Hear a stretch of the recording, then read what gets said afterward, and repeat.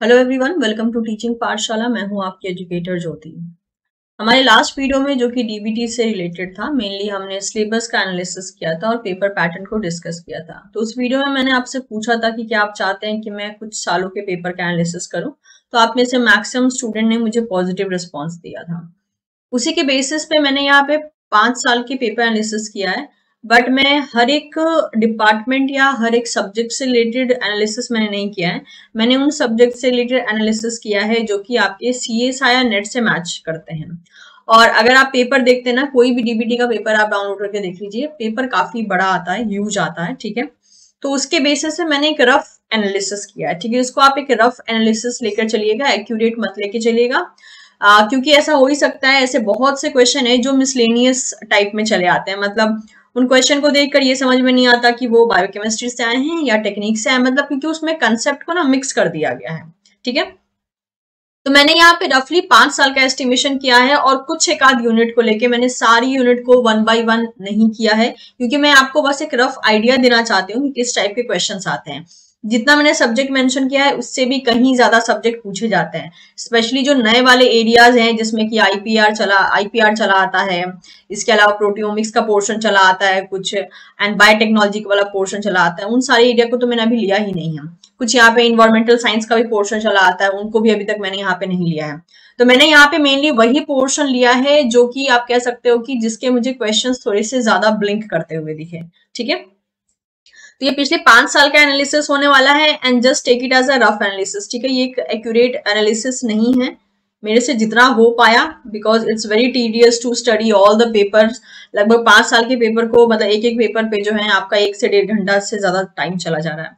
Anyway, चलिए एक rough analysis लेते हैं, रफ आइडिया लेते हैं, जिसके लिए जो है एक्चुअल में ये सारा काम किया गया है।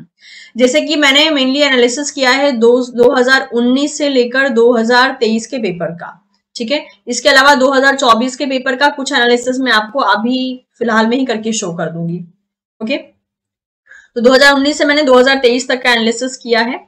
और जैसे कि अगर देखा जाए तो बायोकेमिस्ट्री का पोर्शन जो मैं जितना समझ पाई हूँ, बायोकेमिस्ट्री काफी ज्यादा नंबर में पूछी जाती है। जैसे कि आप देख सकते हैं 2019 में इससे 25 क्वेश्चन आए थे, 2020 में 35 क्वेश्चन, 2021 में 40 थे। इसके अलावा 2022 में यहाँ पर जो है 25 क्वेश्चन थे, 2023 में जो है 21 क्वेश्चन थे। इतना ही नहीं, देखिए अब ये जो क्वेश्चन है ना, ये थोड़े बहुत 1-2 नंबर में वैरी कर सकते हैं, क्योंकि हो ही सकता है कि मान लीजिए एक ड्रग पे क्वेश्चन आया है, वो ड्रग ऐसा है जो कि आपको सेल बायोलॉजी में भी पढ़ने को मिलता है एंड बायोकेमिस्ट्री में भी पढ़ने को मिलता है।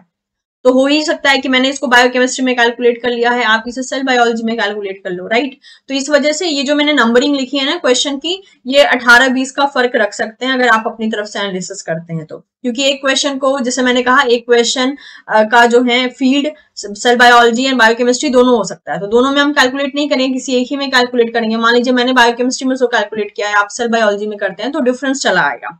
इसलिए मैंने कहा इसको एक रफ एनालिसिस समझिएगा, ठीक है। इम्यूनोलॉजी में देखिए हर साल जो है लगभग मैं देख पा रही हूँ अप्रोक्स 10 से ज्यादा ही क्वेश्चन पूछे जा रहे हैं, ठीक है। जैसे कि 2019 से देखा जाए तो 12 क्वेश्चन आए थे, फिर 16, उसके बाद 10 क्वेश्चन, फिर 11 क्वेश्चन, फिर 2023 में 18 क्वेश्चन आए थे।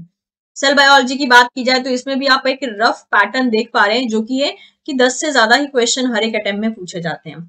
और सेल बायोलॉजी एक ऐसी यूनिट है जो कि लगभग सारे ही एग्जाम में चली आती है। तो जहां तक मेरा मानना है, बायोकेमिस्ट्री हो गया, इम्यूनोलॉजी हो गया, सेल बायोलॉजी हो गया, अगर आप सीएसआर की तैयारी कर रहे हैं तो डीबीटी के लिए भी ऑटोमेटिकली वो प्रिपेयर हो रहा है। Coming to the plant physiology, इसमें भी आप देखिए जितना मैं रफ देख पा रही हूँ 15 से ज्यादा ही क्वेश्चन जो है हर बार के अटेम्प्ट में चले आ रहे हैं। यहाँ तो दैट इज बायोकेमिस्ट्री में तो हम 20 से ज्यादा क्वेश्चन हर एक अटेम्प्ट में एक्सपेक्ट कर सकते हैं। इम्यूनोलॉजी में जो है देखा जाए, रफली एस्टिमेट किया जाए तो 10 से ज्यादा क्वेश्चन हर एक अटेम्प्ट में देखने को मिल रहे हैं। जेनेटिक्स में देखिए थोड़ा फ्लक्चुएशंस है, ठीक है, थोड़ा कम भी है, मे बी शायद मेरा इवैल्यूएशन उतना प्रॉपर भी ना हो पाया हो जेनेटिक्स को लेके, ये भी हो सकता है। बट एनीवे, जो मुझे नंबर मिले हैं वो मैंने आपके सामने शो किया है कि इतना वैरी कर रहा है। तो अगर मैं ज्यादा कॉमन तरीके से देखूं तो मतलब कि हम 10 अप्रोक्स 10 क्वेश्चन हम जेनेटिक्स से एक्सपेक्ट कर सकते हैं। नेक्स्ट बायो इन्फॉर्मेटिक्स के बारे में देखिए यहाँ पे, इसमें भी जो क्वेश्चन आ रहे हैं लगभग 15 का कॉमन नंबर बन रहा है। यहाँ 12 थे, यहाँ 8 था, यानी कि 2019 में लगभग 12 क्वेश्चन आए थे, 2020 में 8 देखने को मिले। उसके बाद 21 से लेकर 23 तक लगभग 14 से 15 क्वेश्चन बन रहे थे, यानी कि लगभग अप्रॉक्स 50 या 50 से ज्यादा क्वेश्चन जो है आपको हर एक अटेम्प्ट में देखने को मिल सकते हैं। अच्छा, इस बायो इन्फॉर्मेटिक्स के रिगार्डिंग मैं एक आपको हेल्प प्रोवाइड कर दे रही हूँ। मेरे पास एक्चुअल में मेरे बीएससी का जो है बायो इन्फॉर्मेटिक्स का नोट्स अवेलेबल है, तो मैं उसका एक स्कैन कॉपी जो है टीचिंग पाठशाला नाम का जो हमारे पास टेलीग्राम चैनल है ना, मैं उस पर आपको दे दूंगी वो पीडीएफ। उससे अगर आपकी हेल्प हो जाती है, अगर आप उससे हेल्प ले पाते हैं तो अच्छी बात है, आप उसका इस्तेमाल कर सकते हैं। ठीक है, तो वो नोट्स जो है एक पीडीएफ फॉर्म में लगभग आई थिंक 30 to 40 पेजेस का वो पीडीएफ है। कुछ मेरे हैंड रिटन नोट्स हैं, कुछ प्रिंट करवाए हुए हैं। ठीक है, तो ध्यान रखिएगा, मैं 2000 मतलब कि ये बीएससी के नोट्स हैं, तो मतलब कि मैं बात कर रही हूँ अप्रॉक्स 2012 की। ठीक है, तो ये जो नोट्स हैं मेरे वो 2012 के हैं। अगर आप इंटरेस्टेड होते हैं तो आप इसे टीचिंग पाठशाला जो टेलीग्राम चैनल है ना, वहां से आप डाउनलोड कर लीजिएगा, मैं उसको पोस्ट कर दूंगी वहां पे। ठीक है, तो अगर आपकी हेल्प हो जाती है इस मामले में तो अच्छी बात होगी, राइट। चलिए नेक्स्ट देख लेते हैं। यहाँ पे हम एनिमल फिजियोलॉजी की बात कर लेते हैं। एनिमल फिजियोलॉजी से भी जो क्वेश्चन है ना, वो मोर और लेस वही है, 8 से 10 के बीच में वैरी कर रहे हैं लगभग हर एक अटेम्प्ट में, मतलब कि 5 साल के पेपर को एनालाइज अगर किया जाए तो।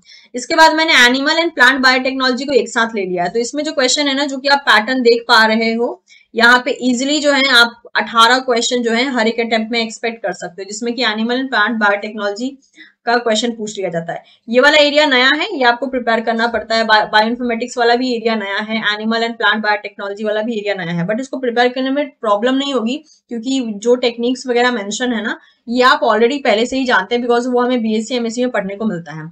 मॉलिक्यूलर बायोलॉजी की बात करें तो इसमें भी देखिए मोर और लेस जो है 18 से ज्यादा क्वेश्चन आप एक्सपेक्ट कर सकते हैं। तो आपने देखा मैंने मेजर मेजर वही यूनिट्स लिए हैं जो कि सीएसआर से क्लैश कर रहा है, और भी छोटे मोटे यूनिट सीएसआर जैसे कि इन्वायरमेंटल का पोर्शन थोड़ा सा जो कि इकोलॉजी एंड इवोल्यूशन के साथ थोड़ा सा मैच खाता है, वहां से भी क्वेश्चन आते हैं। तो वहां से मैंने क्वेश्चन ज्यादा तो नहीं देखे, बट वही ऑन एन एवरेज 7 से 8 क्वेश्चन लगभग देखे थे। टेक्निक्स यहाँ मिस हो गया, टेक्निक के भी क्वेश्चन जो मैं स्टडी कर पाई थी उसमें भी जो है आपको लगभग 8 से 10 क्वेश्चन आपको हर एक अटेम्प्ट में देखने को मिल जा रहे थे। तो ये कुछ एक रफ एस्टिमेशन था, जिससे आपको आइडिया लगा कि कितने टॉपिक आपके ऑलरेडी पढ़े हुए हैं, जिसमें से बायो इन्फॉर्मेटिक्स और ये बायोटेक्नोलॉजी वाला टॉपिक थोड़ा नया है, बाकी तो यूनिट आपके सीएसआर से ही मैच कर रहा है। छोटे मोटे टॉपिक हो सकते हैं यहाँ पे मिस हो गए हो, बट एनीवेज हमने एक मोटे तौर से जो बड़े बड़े वेटेज वाले यूनिट होते हैं ना, उसको हमने यहाँ पे लेकर डिस्कस करने की कोशिश की है। तो इससे आपको एक रफ आइडिया मिल रहा है कि कितना मतलब एक तरीके से सब सारे क्वेश्चंस पूछे जा रहे हैं, लगभग कितने आप क्वेश्चन कर पाएंगे। अब अगर आप पेपर एनालिसिस करोगे ना तो आपको और अच्छा आइडिया मिलेगा। जैसे कि मैं आपके सामने 2024 का पेपर यहाँ पे मेंशन कर रही हूँ, ये आप देख सकते हैं 2024 का पेपर है ये। ठीक है, तो जैसे पहला ही क्वेश्चन यहाँ पे सेल बायोलॉजी का पूछा गया है, मैच द फॉलोइंग है, और यहाँ पे आइटम 1 को लिस्ट 1 को लिस्ट 2 से जो है मैच करना है, जिसमें कि कुछ ऑर्गेनेलीज हैं और उससे रिलेटेड कुछ यहाँ पे फंक्शंस जैसे कि हो गया mitochondria, endoplasm, reticulum, peroxisome, lysosome. और लिस्ट 2 में यहाँ पे हाइड्रोजन पेरोक्साइड जनरेशन हो गया, टीसीए साइकिल हो गया, डिग्रेडेशन ऑफ प्रोटीन हो गया, प्रोटीन ट्रैफिकिंग एक्सपोर्ट हो गया। तो आपको पता है ये बहुत बेसिक सा सवाल दिया गया है, लगभग सारी ऑर्गेनेली को लेकर जो उनके इंपॉर्टेंट फंक्शंस होते हैं ना, उसको लेकर यहाँ पे मैच द फॉलोइंग दे दिया गया है। अगला क्वेश्चन देखिए, थोड़ा मिक्स टाइप है, जिसमें पीएच, डीएनए का composition, molar absorption coefficient and that is D deoxy sequencing के बारे में पूछा गया, और उसको आपको लिस्ट 2 से मैच करना है। अगला है सेल बायोलॉजी से ही रिलेटेड, माइटोकॉन्ड्रिया से रिलेटेड क्वेश्चन है। नेक्स्ट क्वेश्चन था हमारे पास मॉलिक्यूलर बायोलॉजी से रिलेटेड, जो कि एमआईआरएनए से आया था। अगला है बायोकेम से रिलेटेड क्वेश्चन, जो कि अमाइनो एसिड पे पूछा गया था। अगला है rate constant first order reaction, जो कि बायोकेमिस्ट्री से चला आता है।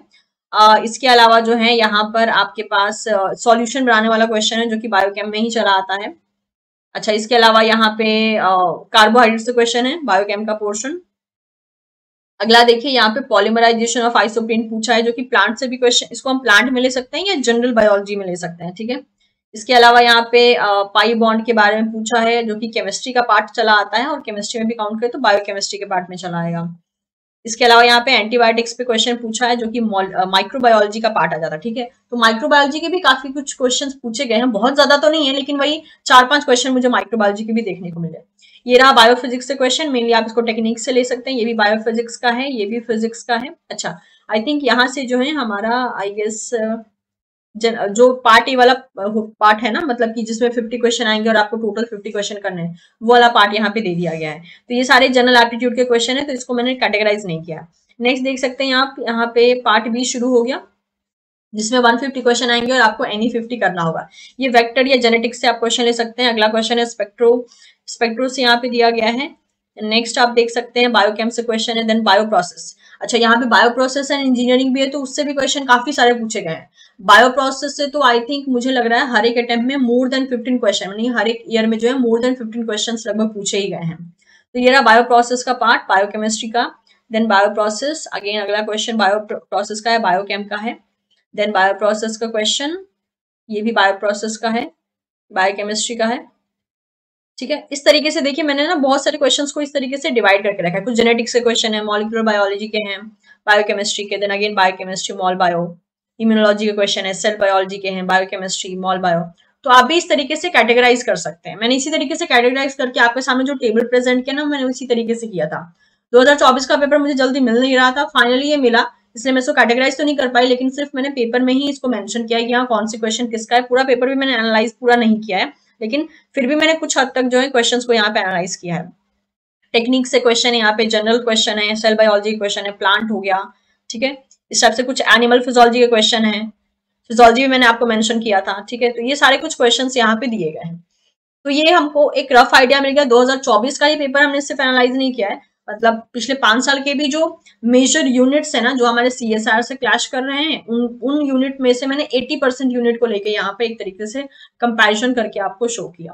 तो इससे आपको एक रफ आइडिया मिल गया होगा। इसलिए मैं कह रही थी कि अगर आप सीएसआर के स्टूडेंट हैं, सीएसआर की तैयारी कर रहे हैं, तो आपको डीबीटी भी टारगेट करना चाहिए, क्योंकि ऑटोमेटिकली अगर देखा जाए तो आप काफी हद तक जो सिलेबस होता है डीबीटी का, वो सीएसआर के साथ प्रिपेयर कर ही रहे हो, और जो अब नया पार्ट बच जाता है उसको आपको अपने एंड से हैंडल करना है। काफी सारे स्टूडेंट कह रहे थे मैम कहाँ से पढ़े, सिलेबस बड़ा है, तो आपको बुक्स सर्च करनी पड़ेगी जहां से आपको वो सारे के सारे जो भी कंटेंट है वो अवेलेबल मिल पाए।